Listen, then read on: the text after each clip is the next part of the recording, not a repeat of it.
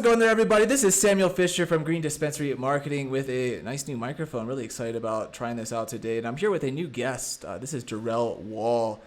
He is the founder, the CEO of Gentleman Quinn's Blunt Co. He's actually a huge expert on pre-rolls.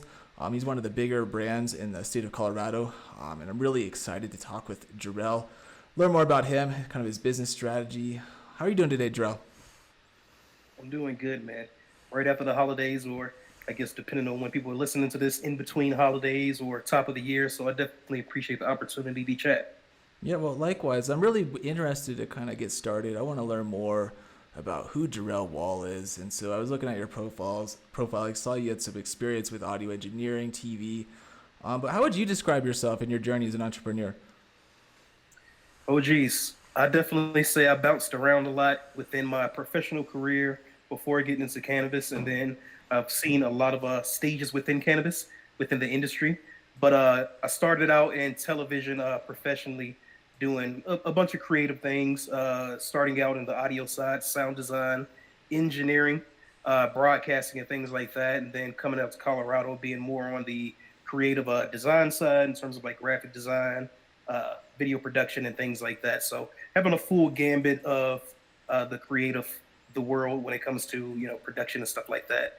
And that really is what informed me and some opportunities I had to get into cannabis. Yeah, and so you're based in Colorado right now. Were you born and raised in Colorado as well, or you No, I'm from actually somewhere else? from Gary, Indiana. I went Oh, to wow. college in Atlanta, Georgia, and that's where I kind of started my television career in terms of broadcasting and things like that.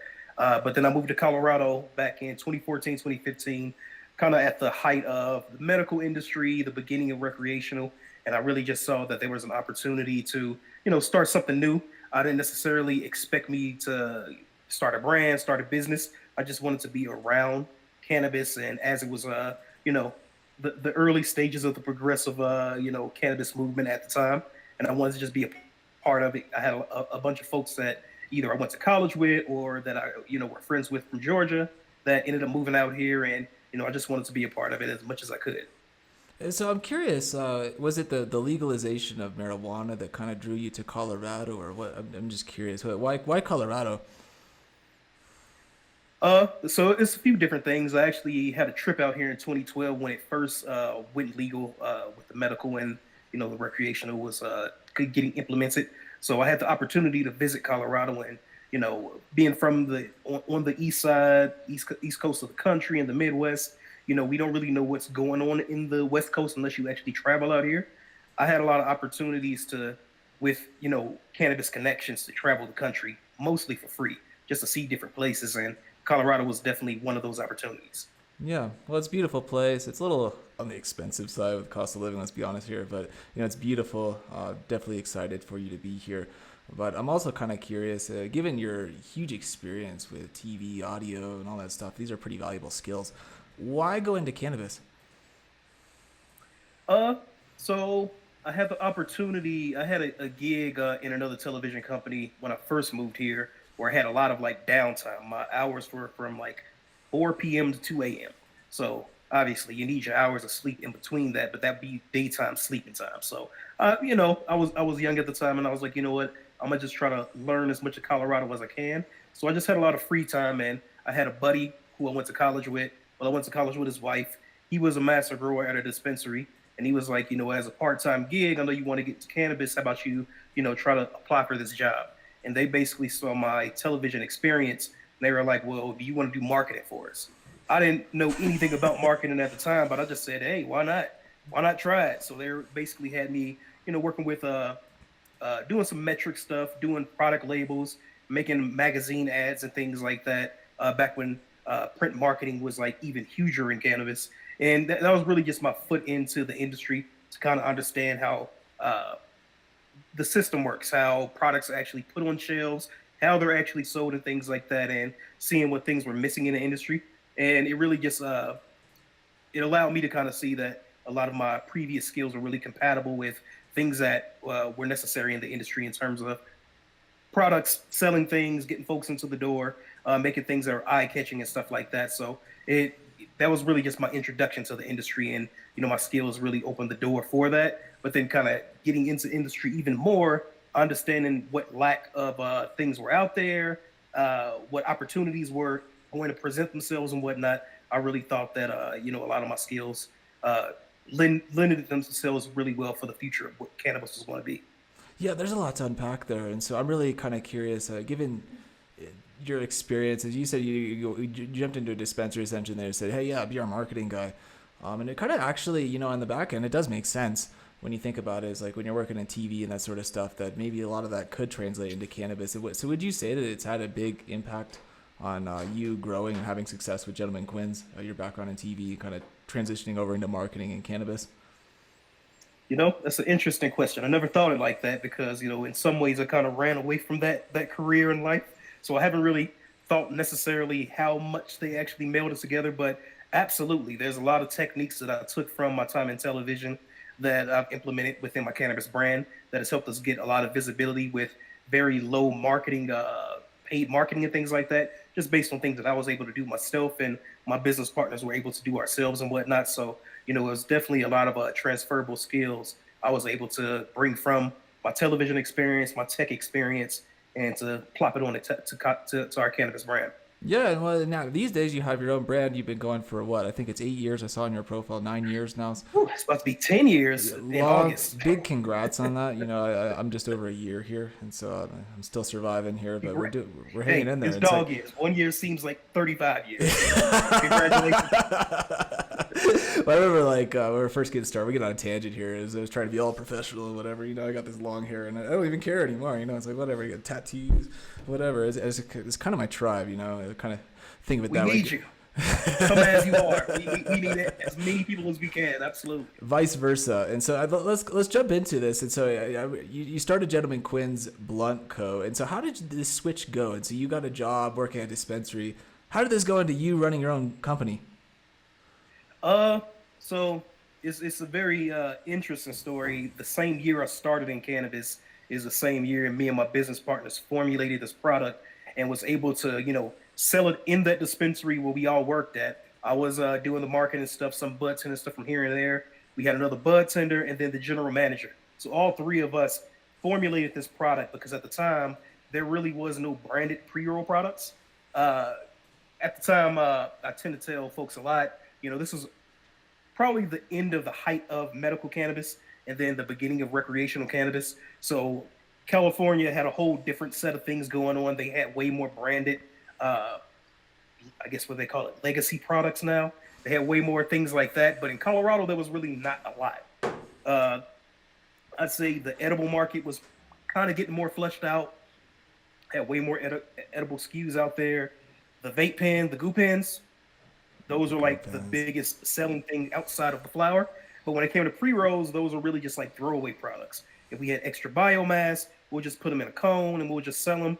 And even if we didn't sell them, we'd probably just toss them in bags for people and whatnot who were like tourists and just coming in. So it was a big opportunity there. So me and my business partner, Austin, who was the general manager, we basically started out by saying, when I was doing magazines and things like that, magazine ads for that dispensary, I was like, well, really nothing's differentiating these dispensaries. So what will make somebody want to come in more than another dispensary other than, oh, we're going to cut the prices and stuff like that. So I Yeah. was like, well, cookies was one of the big ones out in California, and they were really the first branded dispensary branded products. And just kind of looking at what they were doing, or just some other brands in California, what they were doing, I was like, well, I like joints, and all the joints that I've been able to get from dispensaries have usually been either, I'm not going to say terrible, but they were just like lackluster compared to what you were expecting.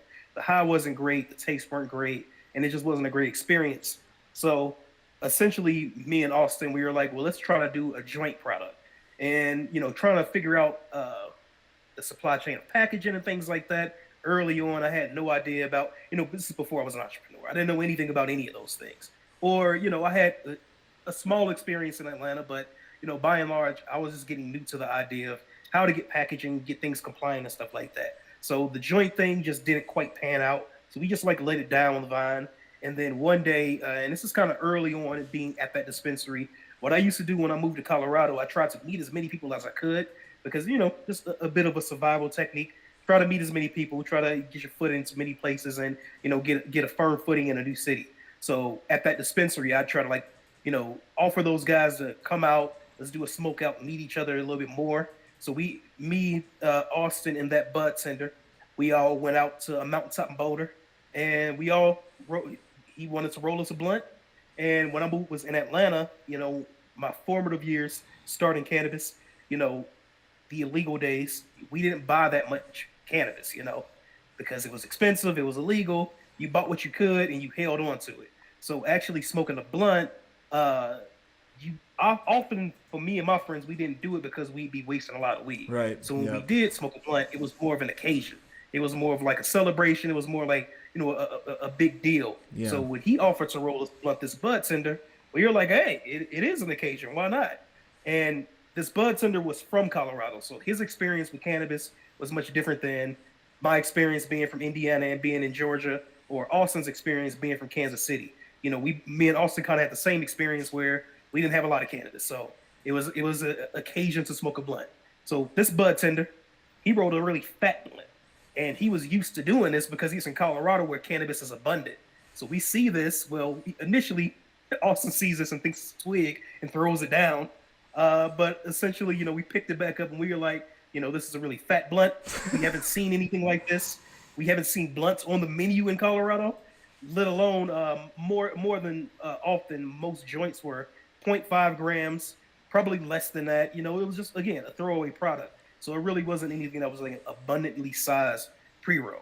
So he rolled that and we were like, we smoked it. It was great. It was great weed. We were like, hey, this should be something that should be on shelves. And at that same time, his name was Quinn, last name. So we were like, what a gentleman, Quinn, for rolling this for us. And then a bunch of light bulbs went off in our head. We were like, wait a minute, that's actually a good ass name. And then we were like, how come we don't sell these blunts in the dispensary? So it was a lot of those things within that one night came together. And then the very next night, we went home, came back to the dispensary the next day. And I was like, you know what? We should all figure this out. We should all try to make this a product. And as soon as I was coming to the dispensary with that notion, all two of the guys came to me with the same thing. They were like, hey, we should actually figure this out. Austin came up with the idea of, if we're going to call it Gentleman Quinn's, we got to name the product something. How about we call it the high class big ass blunt? And I was like, this is fucking ridiculous. All of this stuff is happening all in the first 2 days of us trying it. So at that point, I try to abbreviate this because this is just like the inception story. This is great. What we essentially did was, because I'm from television, and a lot of the times we have like all sorts of nonsensical meetings. So I was like, having that experience, I'm like, I'm gonna be very professional with the owners of that dispensary. So we came up with a whiteboard, we came up with a prototype for the product about a week or two later, and we had a meeting with the business owners of the dispensary. And we were like, we want to try this out. This is what the cogs of the product is. This is what we need from you. And, we want to actually try this on the shelves. And they basically saw the intuitiveness of what we were doing. They saw the what's the word I'm looking for? The gumption that we had to make this thing happen. And they were like, all right, try it. Why not? It's no skin off our back. If it doesn't work out, whatever, we're not making products like that. We're just selling weed. So, try it. This is, again, early industry. Everything was sunshine and rainbows. Dispensaries are making money. Medical dispensaries are making a lot of money. So it was fine. So they allowed us to put a prototype on a shelf. At the time, what you would notice with our products is we have pretty defined packaging. This is another idea from my business partner, Austin, was like, he worked in that dispensary for years. So he had way more industry experience than me. So he was like, a lot of products are kind of like similar. A lot of packages are similar, and it's really nothing that differentiates that. And at the same time, the eighth tubes, the quarter tubes, the little bottles and things like that, those are really ubiquitous in cannabis. Even though they kind of still are, they're a little bit different nowadays. But at the time, they were all the same plastic tubes. But what you would do is you go to friends' houses, do a smoke out. Everybody would leave them on the table. Nobody would throw them away for some reason. Even if they had no packaging, no design or anything to it, nobody would throw them away. So Austin's genius idea was, how about we use that as marketing space? How about we find packaging that's like really defined and nobody's going to throw it away because they never do. And on top of it, we had the brand name, we had the slogan, and he wanted to do something that was like kind of more akin to like a cigar, kind of more akin to like a cigar box. And we basically started out by using, went to Hobby Lobby, went to find like pencil boxes. We stained them. We We sanded them ourselves and whatnot. And you'd probably be able to find the early version of what our prototype boxes were. But we were able to do that, present those to the business owners, and that was the first product. So they said, do 20 of them, put them on the shelf, see what happens. And within like a week, they all sold out. And it could be because of all we were doing, but it was also the fact that there really was no blunt type product on the market. Yeah. Now, one of the reasons there were no blunt type product on the market is because tobacco was expressly forbidden within the medical and recreational sides of Colorado cannabis. So nobody even ventured to try and do anything on that realm at the time. So for us, we, without going into the very long story, we end up coming upon cannabis wraps that were made from fan leaves. We came upon corn husk wraps and things like that, corn husk pass. And then we eventually came upon hemp wraps. And we found the right hemp wrap that worked for us. We eventually were able to formulate our own wrap from a manufacturer in Amsterdam. And that was basically how we were able to get on the shelves, have a product that looked like a tobacco blunt, but it was not tobacco. It was no nicotine, no tobacco at all. And it really worked out for us. So that was essentially the inceptions of it back in 2015. We did one run that sold out really well. Then we convinced the owners to let us do it again. At that time, this was earlier in the industry where you had like business owners go in to sell their products. So if you had a goo pen, you had the business owner go in with all his license information, all the wholesale sheets and stuff like that, and he go in to sell his product. Well, we had a few different MIPs that came in to sell their product at the dispensary, and they saw what we had on the shelf, and they was like, what the hell is that? And we were like, well, this is something we do in our own dispensary here. So one of those MIPs tried to, bring us under his license, and that was basically what really started the trail of us figuring out how to make this a real thing. Yeah, and I think without getting crazy long-winded. It's a great story, really great story. I think you tapped into at least two things, and really kind of led to your success in this realm. And I think one of them is, you mentioned it, a lot of people want to celebrate. And when they're celebrating, one of the things they look for in cannabis are blunts. I do that with my wife. If we're out on vacation, we roll up a blunt. Why not? And I think the second thing, you really tap into the people that don't know how to roll really well, especially when you're rolling a blunt. It's a lot more difficult, as you know, than rolling a joint. And so a lot of people have difficulties rolling it, and so they just kind of avoid the product altogether. But then along comes Gentleman Quinn. 10 years later, compared to what we heard when we first started this, people were like, well, people were buying flower. Why would they need you to roll a blunt for them? It was the most ridiculous things we would hear. And I'm like, while you're sitting in a dispensary looking at edibles, and I'm like, people can make their own edibles. People can make, and this is at the time where you had the pressure cookers that were making hash and whatnot. You know what I mean? Like the old butane processes and whatnot that eventually got outlawed because people were blowing up their houses. Yeah. People were making their own hash. I'm like, well, why exactly would anybody make their own hash if that's your logic? At a certain point, people are going to, want convenience and things like that. And for me, at the time, I couldn't really roll a joint myself. I had the little joint rollers. I can roll and do things like that now, but by and large, folks that are just getting used to cannabis, getting into it and things like that, they may not know they may not know a lot of things culturally that folks pre-legalization knew.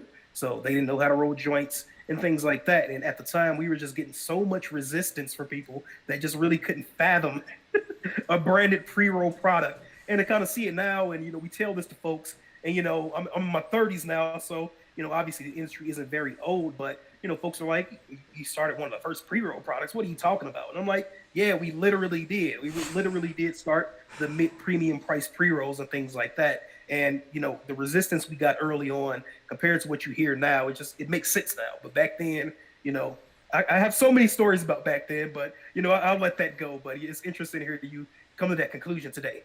No, but big shout out for you just kind of keeping your head strong when people are kind of telling you, no, it's a stupid idea, bro. Pre-rolls, what the fuck? Obviously it was something that was well needed, because if it wasn't well needed, you wouldn't be here right now, right? Absolutely. So let's talk a little bit more about your products. And so I'm really kind of curious about what you think helps them stand out, specifically kind of your process for picking out strains, picking out stores to work with. I'd just like to hear some more of your thoughts there. Well, we got fully licensed in 2019. Got our first license in 2017. Fully licensed with the city and our building in 2019. So what you tend to find is when it comes to pre-roll products, by and large, I probably know in Colorado at least probably one more specifically dedicated MIP that does pre-rolls. And I'm not even completely sure if they're still out there, but we're a specific pre-roll MIP. Most pre-rolls are made by OPCs, which are grows, and they have an allowance to make pre-rolls. So whenever there's a new change in wind, new product out there, there will be a brand new pre-roll with a brand new random name from a brand new OPC or from an OPC or from one of these big conglomerates. So for us, we have the opportunity working in dispensaries, having the ace in the hole in my back pocket of my business partner Austin, working in dispensaries and understanding very intimately about overhead and things like that, and how dispensaries were ran, how we could actually use that to our advantage. So we don't have our own grow. We actually go out to different OPCs to highlight those guys who are doing the best work, because what we tend to find within the vertical model in cannabis, these brands or these companies tend to do everything. And what they say about being a master of none, being a jack of all trades. Some folks don't really do anything completely well, but they could do a lot of things because they have allowance and the money to do it. But for us, we wanted to be really good at what we did. We had the ace in our hole when it comes to the roller at GQ. He was one of the best rollers that I knew. So I was like, we're basically going to lean into that. We're just going to have you roll the weed. We're going to have me do the marketing, which I'm getting better and better at as I started in 2015. We have the expertise when it comes to the compliance side with Austin, and with a lot of the ideas coming from him. And then we were like, we're just going to use the best approach in terms of not doing our own grow. We're going to go to the best OPCs and make it work from there. And so what we tell folks a lot is OPCs may have, they may grow 100 pounds. One of those pounds may not yield well, maybe larvae, this, that, or the other. They still have to sell that. So whatever products they have out there is going to go in that product. For us, we're able to pick and choose the best stuff. And on top of that, we use really high quality products. So what tends to happen in pre-rolls again is they're using trim, they're using the lower quality stuff because they're selling the flower as its own product itself. So why use whole buds for pre-rolls when we could just get away with just grinding whatever up and just putting in their pre-rolls? Well, for us, because we are, consumers, we know what that experience is for us. Well, we were like, we're going to use the higher quality products. We're going to spend the money to buy whole buds. And we get a lot of resistance from that from OPCs. Like, we don't necessarily want to sell you guys whole buds. We want to sell that to dispensaries. But we're like, no, we're not going to undercut you. We'll a lot of times pay higher than what the market rate is on those wholesale buds and, just get the better quality. So we're able to bounce around with different OPCs, find the best stuff, make sure that the best stuff is in our products. And, we're a really simple product. So we're not trying to reinvent the wheel with anybody. We're not telling anybody that we created the blunt. All we're doing is a very specific thing, very well, very consistently. Coca-Cola, when, Crown Royal came out, when Sprite came out, they didn't completely change their flagship product to Sprite. They may have bought that, they may have made a secondary product, but their primary product was a very simple thing that they've been doing for hundreds of years or for 150 years, something like that. And that was essentially the model we wanted to take. So when it came to our procurement, we were very hands-on when it comes to where we go, who we work with, making sure that testing is where it needs to be, making sure that, potency testing and, terpene testing and things like that is being, trapped by the team before we actually put anything in our products. Yeah. One thing that you mentioned, well, first of all, I love how you kind of leave your options open for the products that you're working with as opposed to trying to grow everything on your own. Because as you're saying, if you're really good at rolling blunts, that doesn't necessarily mean that you're really good at cultivating and growing. It's a completely different animal. But you said that was interesting. Taking 5 steps back, you mentioned something about your partner or one of your partners rolling all the blunts. Is that still done? Do you still roll all of these blunts by hand? Every blunt is rolled by hand. Our mini Quins and our high class big ass blunts, and that's really one of the biggest differentiators between us and most every other pre-roll in the market. I'm not too sure. I'm not going to speak out about any other brands, but I know there are some brands that say different things about being hand packed, this, that, or the other. Ours are hand rolled. We actually get our own wraps, so we're not getting pre-cast wraps. We're getting wraps that come in what's considered a bobbin, and that's without getting into too much of the weeds. But we actually have our own wraps. We actually cut them ourselves. We actually hand roll everything ourselves, and for us, that's just how we felt we'd have the best consistency in terms of the pool of the smoke, making sure that nothing's overpacked. And that's one of the things that I really am just not a fan of cones and things like that, because they tend to coagulate up at the top, and it's just not the best experience for me particularly. So for us, we've been able to do that, and that's one of the main bespoke things that is associated with Gentleman Quids. Yeah, so a quick little fun question on that note. How many blunt rollers do you have on your payroll? And what kind of output do they produce? So everybody that works for us at Gentleman Quids are partners. So we're Uh-huh. all like owner operators. So we actually don't have a lot of employees. We do, have when we have high inventory, if we're working with like, let's say an MSO that has a lot of stores, we'll definitely hire some folks in for that inventory run and have folks in. But by and large, we have one guy doing a lot of the work, if not overseeing most of the production. So yeah, we're a very small team, but we do the work of, from what a lot of these brands are, we do the work of like 30 people with just 3 to 4 to 5 people. Yeah, interesting stuff. Looking forward, the next year or so, do you have any big products coming out? Anything that you'd like to maybe announce here and now? We have no announcements, honestly. We're definitely still trying to figure out our move. We want to do a small run in Oregon. We have some partners out there that actually started us in this industry. That early dispensary I was talking about, well, some of those guys broke off, like us, started our own business. They started their own business in Oregon, and they've been out there since 2017. So, we definitely want to, do something with, our buddies at Choice Farms in Bend, Oregon at some point.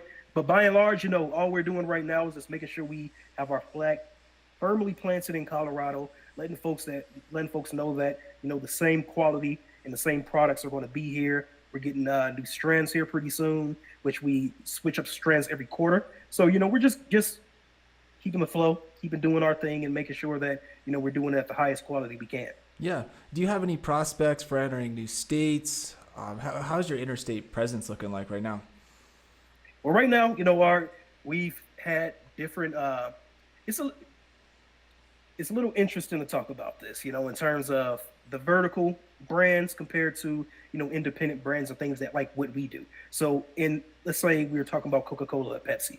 If they wanted to go from Colorado, they have a plant in Colorado, and they wanted to ship to Maine or they want to ship to Rhode Island, they basically just get shipped. They basically get trucks and make the product in Colorado and ship it out there. They didn't really, it's nothing really else to that other than paying the different taxes in different states. So Yeah. it's as simple as that for terrestrial brands and terrestrial businesses and industries. For cannabis, you really have to start a product, start the process, SOPs, supply chain, and everything in one state. And if you want to pick it up and take it to another state, you either have to like take that entire process and find the same thing in another state, the same building, the same, relationships and things like that. Or you have to go on a whim and white label it to an existing business out there and expect them to do the same type of quality control and the same type of business acumen that you would do in your home state. So that makes it a little bit trickier for us when we're thinking about, being very specific and being very hands-on to what we do.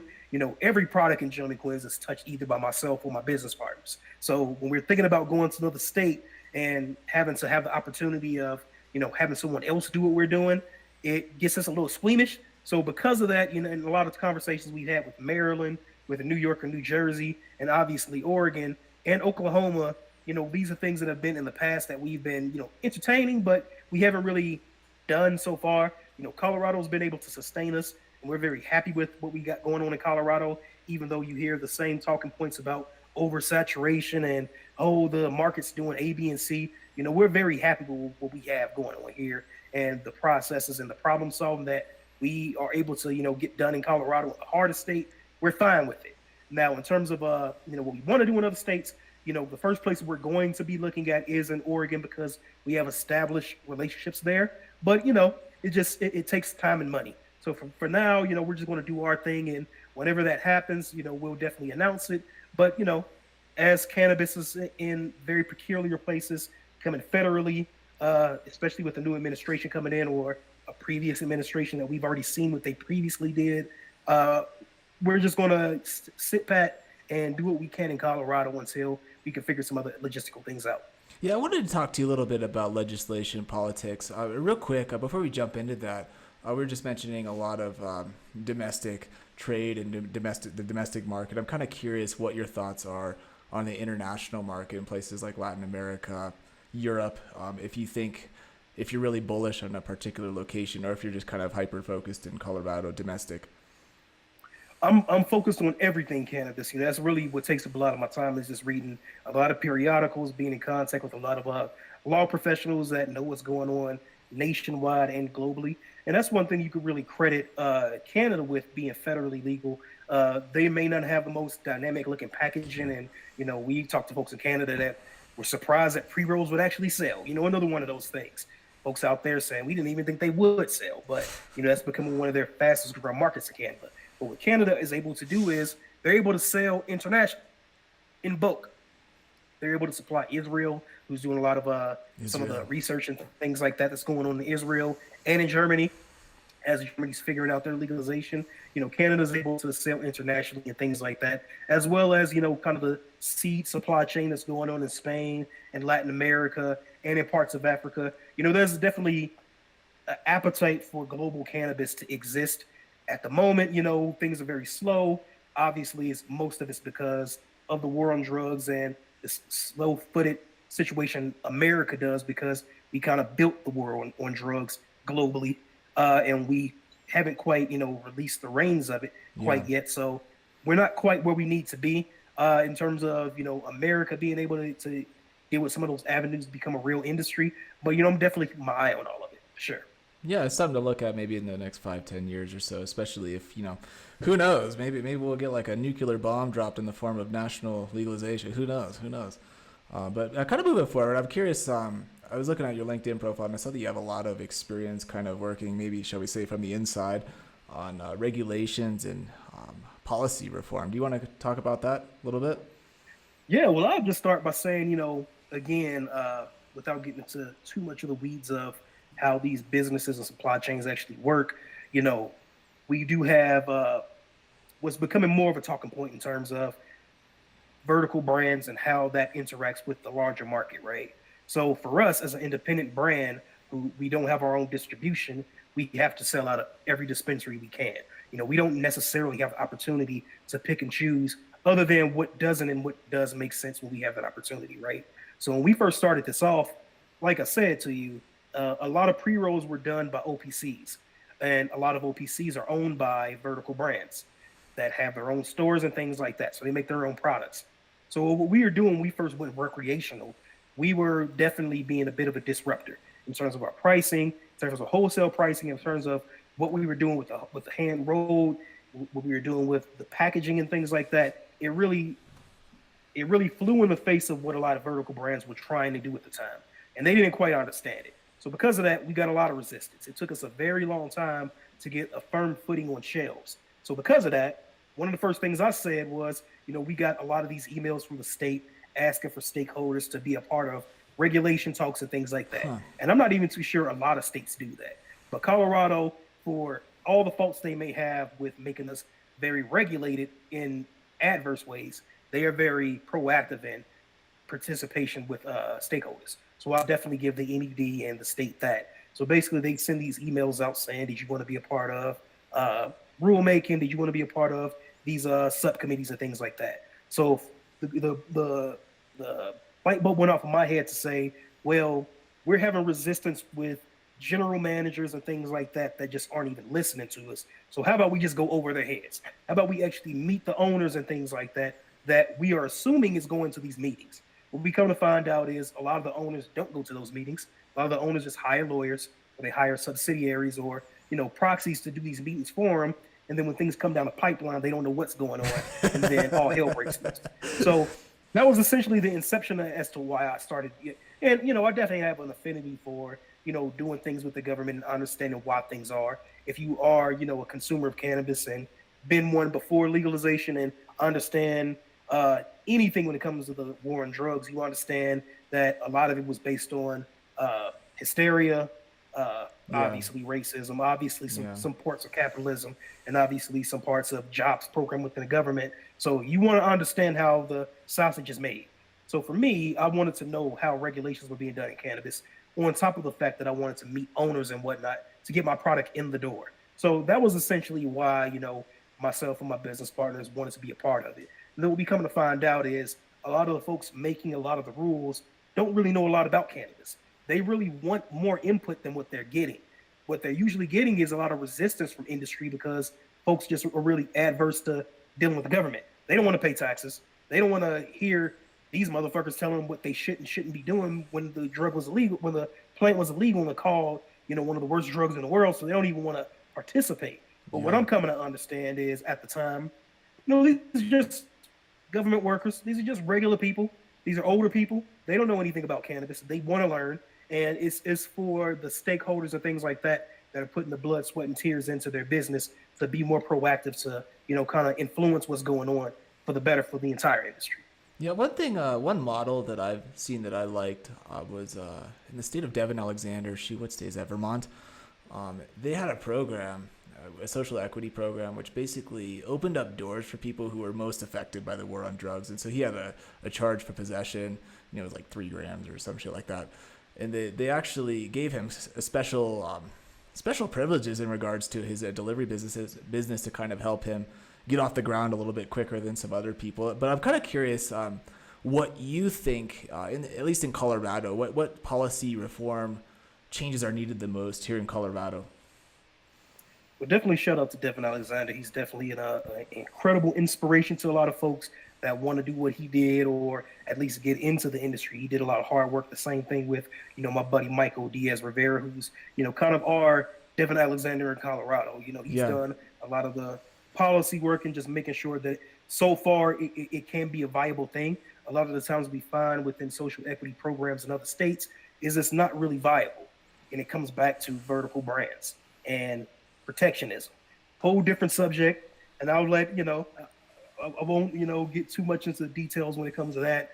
But a lot of these programs are on their face not necessarily as viable a business model as they can be. So I think. Well, why do you think that? I'm just curious. Outside looking in, why do you think? I think one, what folks don't tend to understand when it comes to legislation is a lot of lawmakers are really delved into prohibitionist thinking. And that not only goes into cannabis, that goes into really all drugs. For me, I take the stance that I'm really an anti-prohibitionist across the board. I really, if I'm with cannabis, and I think that even though we're over-regulating in some ways, if regulation cannabis has shown all these positive effects in terms of funding for different state programs, police, if it's shown youth usage going down, so on and so forth, this actually has been a boon for, medical use, things like that, then I got to say the same thing can be used for any other illicit substance that the government just randomly deemed to be evil. So I think what tends to happen is a lot of these lawmakers, they really believe a lot of what's been delved into the public for the last 70, 80 years. So it's really hard to let those things go. So that's why when Colorado started, we got way more reins onto us as though we were like, selling cyanide pills to kids. It's ridiculous. But that's what really hampers a lot of like progress when it comes to cannabis. And then you get a lot of national things when it comes to crime that pops up every election cycle and, we got to worry about A, B, and C. So because of that, a lot of things get stymied and a lot of progress that should be here for cannabis to be a real industry, it doesn't really happen. So that's one step of it. Two is you have these vertical brands that started during the medical days, if they're still around, and they have the allowance to go from seed to sale. Now, that alliteration right there, that was what brought us legalization. So shout out to that on its face. But what it comes down to is you have brands that make their own products and they essentially box out anything that tries to disrupt that distribution model for them. So when it comes to social equity, when you're saying, well, we want an independent model where, delivery drivers can be their own autonomous business. Yeah. Well, immediately when social equity came into Colorado, that was the first thing chopped off the head because, Amazon's going to come in and do their own thing. These crazy little talking points that isn't, in reality. So because of that, social equity businesses are tethered to vertical brands. And a lot of vertical brands, which what you've seen within the data between sales, between different states that have it, within cities and municipalities that have social equity specifically for delivery and things like that, some of these places just don't participate at all because they know that they have a feeling that it will impact their bottom line as opposed to looking at it as opening up the market, So I think that's the second part of the problem. And then thirdly, I just tend to say that, what's one of the biggest talking points right now, obviously you see in California, they have farmers markets going on right now. Consumption lounges and things like that are able to happen in places like Vegas and California and Missouri. In Colorado, because of the first two things I mentioned, we're like last to the table to even have a viable option for any of those things. So, all of these things together need to be changed. Yeah. Well, it's interesting that the state that was, the pioneer for legalizing is ironically the last one in policy reform and kind of making sure that we're up to date in the market. No, it's really interesting. Moving forward a little bit here, I'm kind of curious your thoughts. Other people who are a little bit younger, maybe in their 20s, and maybe going into college, think about not even going to college, maybe just think about being an entrepreneur and jumping into cannabis. Where do you think the biggest opportunities are right now? And if you were to start a new cannabis business, what would you do today? Well, Gentleman Quinn's story is a little bit more unique than most brands and products that have ever happened in cannabis so far, because most folks don't have the opportunity to think of an idea, present it to the owners, and put it on the shelves. That just doesn't happen. And I've heard potentially a few other brands saying they started that way, but by and large, you really have to come to the table with a full product model, the splits of how it will work for the business that you're working with, this, that, or the other. So it's not really the same opportunity that I had. So I really don't want to be disingenuous to say, all these different things could happen for anybody, because we have a really unique situation. We had a lot of support. We did a lot of work on the back end. We had a lot of great partners that just made sure that we were still around to do this. So for me, I can't really pinpoint where the best opportunities are.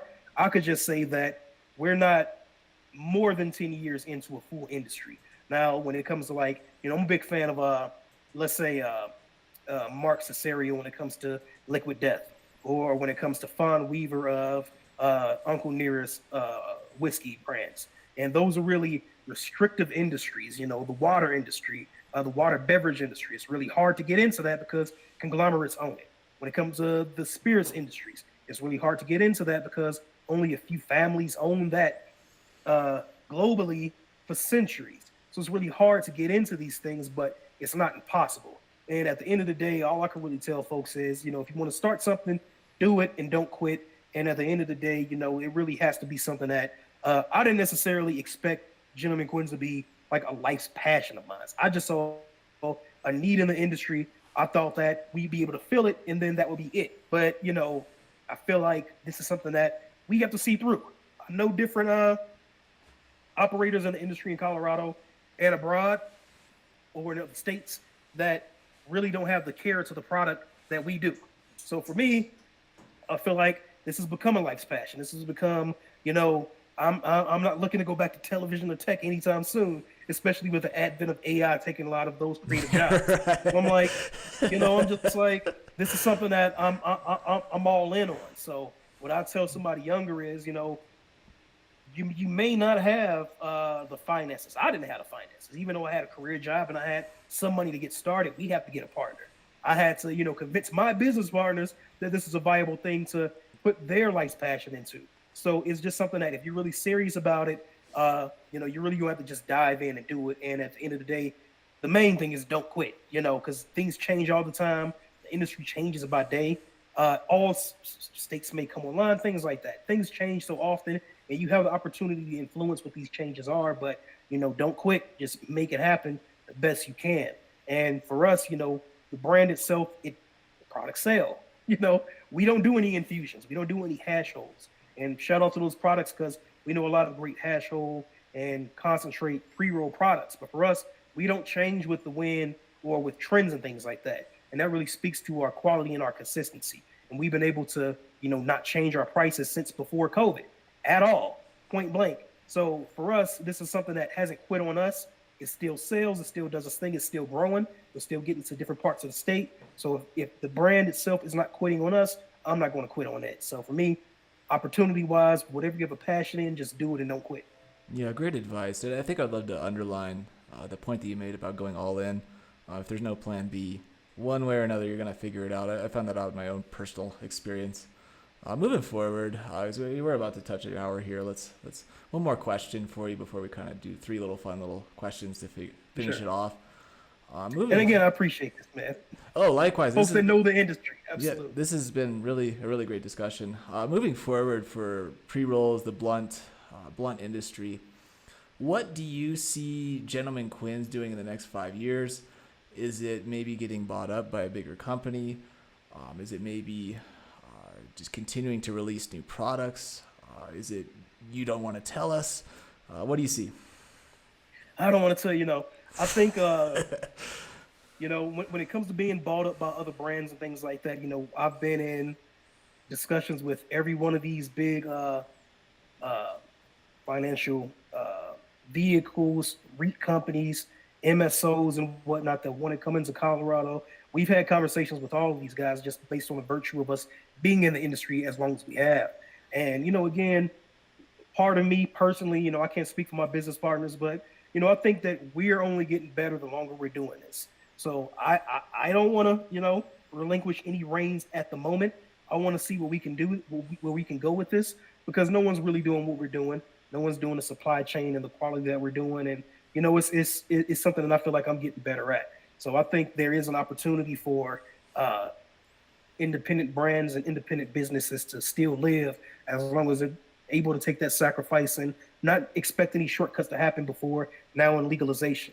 At the end of the day, we don't really have real money in the industry. We don't really have as many customers and as much of a customer base as we can have based on federal restrictions. Colorado is one of the biggest military based states in the nation. This is So we have a lot of veterans out here that if they have, insurance things going on with the VA, they can't have cannabis in their system. So they can't, on the face, use cannabis the way they would want to because we have a lot of those type of restrictions. You still have employment restrictions, and obviously, shout out to Jared Polis for Governor Jared Polis, Colorado, to making some relaxations in terms of folks being able to get licenses and things like that while using cannabis. But by and large, nationwide, there's still piss tests that more than not yeah. target cannabis. And it's really ridiculous. So, and it's still Chamber of Commerce and whatnot. Anytime we bring this argument up, that say, well, we have a lot of blue collar workers that have to use heavy machinery, and we don't want to like relinquish that ability. And at the end of the day, it's the ability for folks to get fired very easily.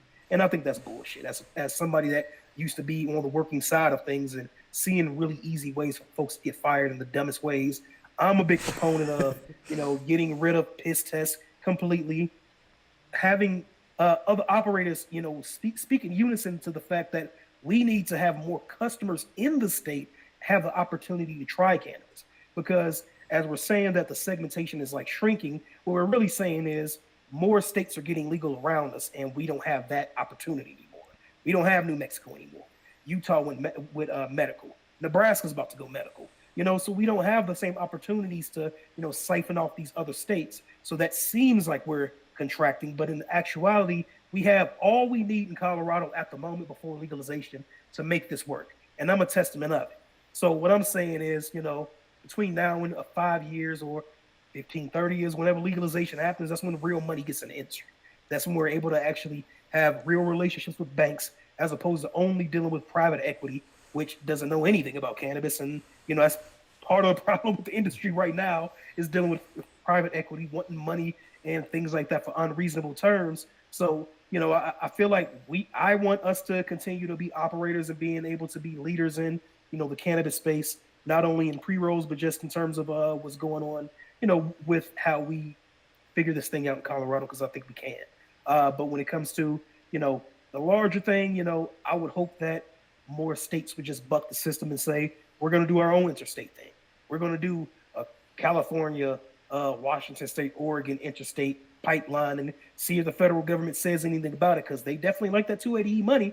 So let's see if they're going to try to squash that, because at that point, you're going to have brands that actually understand what interstate, branding looks like. So I'm hoping that states would, take the initiative to do that. Hope that Colorado will take the initiative to do some of these things, as well as, have more distribution lanes like hospitality and things like that become more viable.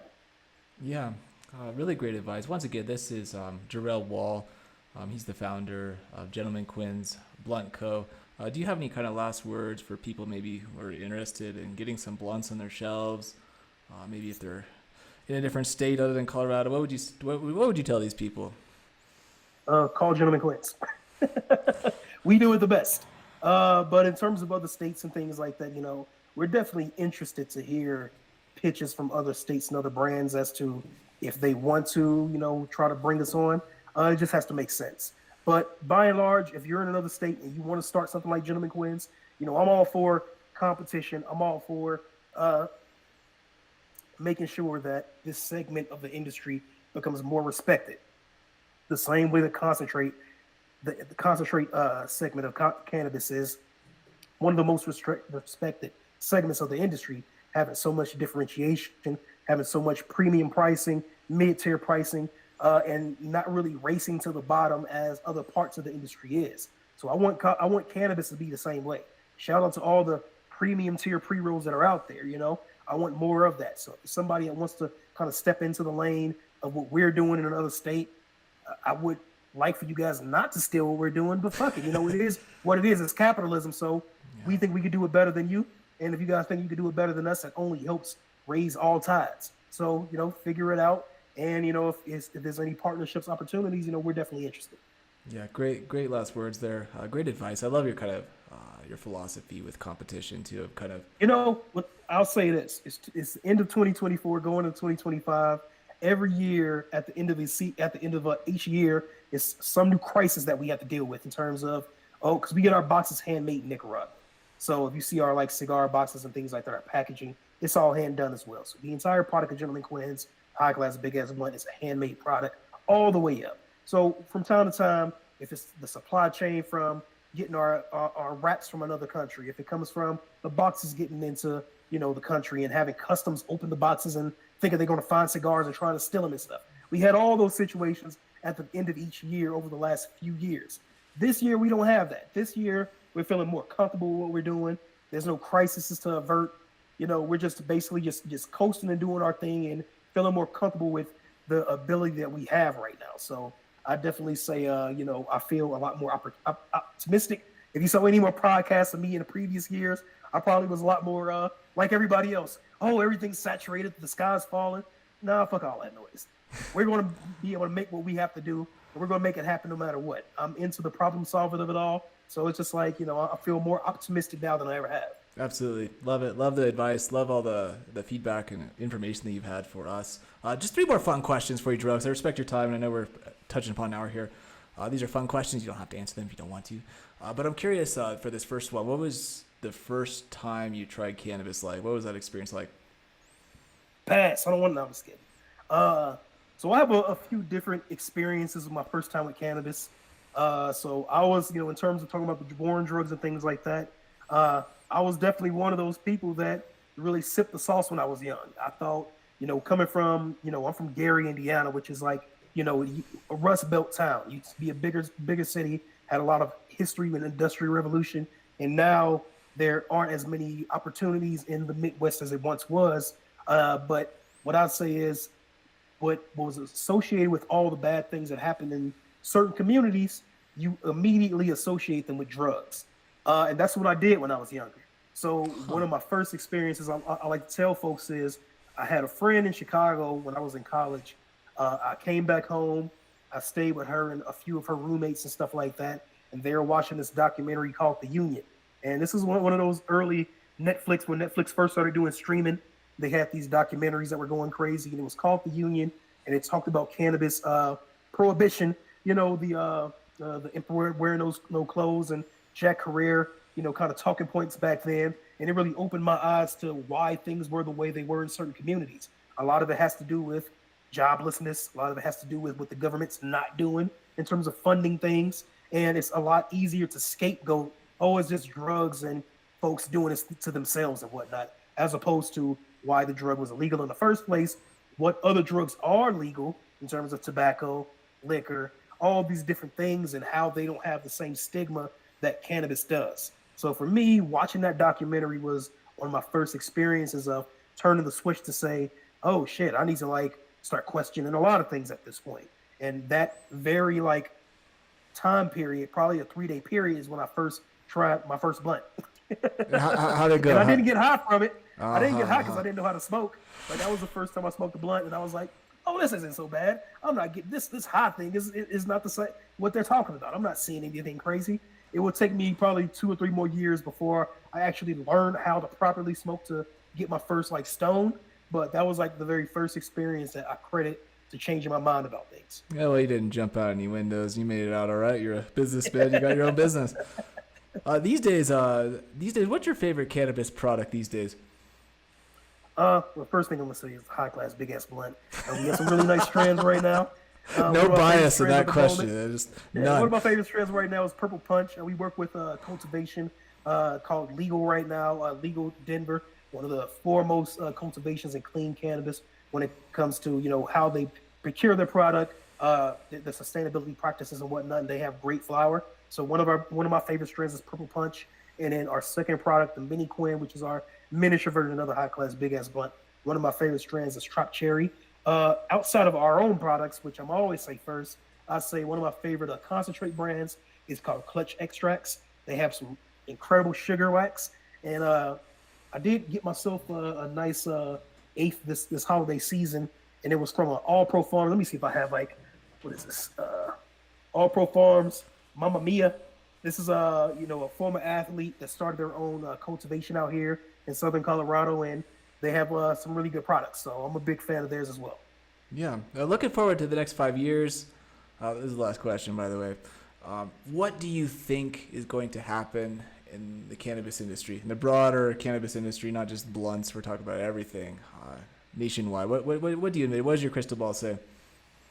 Uh, well, we're definitely in a very peculiar spot when it comes to the hemp side of things, being able to have all the allowances that we can't have, but they also are showing that the sky's not falling by having direct to consumer availability, being able to ship from other states to other states. You know, I may not be a particularly big fan of Delta 9 and all this other type of shit, but more power to them for being able to show that uh, crop aggregation and things like that can be done at a mass scale with no issue. Now, when it comes to testing on that side of thing, that's a whole different subject. But what I definitely see is, some of the issues we've had in Colorado in terms of market contraction based on testing and, regulations getting a little bit more stymied. I see that happening in these other states that are doing really well. So Missouri's doing their thing right now. But I definitely see them kind of going to the same path that we are as well. And the same thing with Michigan and Jersey and New York. I think, testing is going to become more succinct in terms of federal legalization. When it comes to Trump too, I'm gonna not be so proclamatory on what's going to happen because I don't know. I didn't think he was going to win the election again. So I don't know what's going to happen. But what I will say is I'm not optimistic that federal legalization is going to happen under a conservative government based on what we've seen in the past administrations stopping safe banking and things like that. I'm optimistic that something will happen, that they will see the light, that there is money in all of this.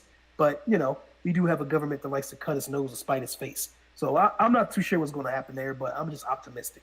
All I can say in terms of what's going to happen between industry wide within now and the next 5 years, I think more states are going to get legal. I think more states are going to open up more municipalities for us in Colorado.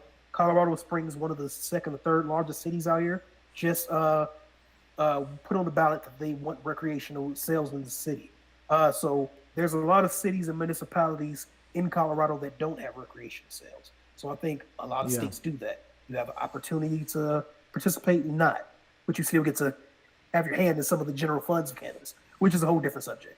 But I think more cities will become relaxed onto the idea of having more cannabis sales in every other city. And I think that's going to happen nationwide. And at the end of the day, I think you're going to see Gentleman Quinn's survive all of it. I think we're going to be here.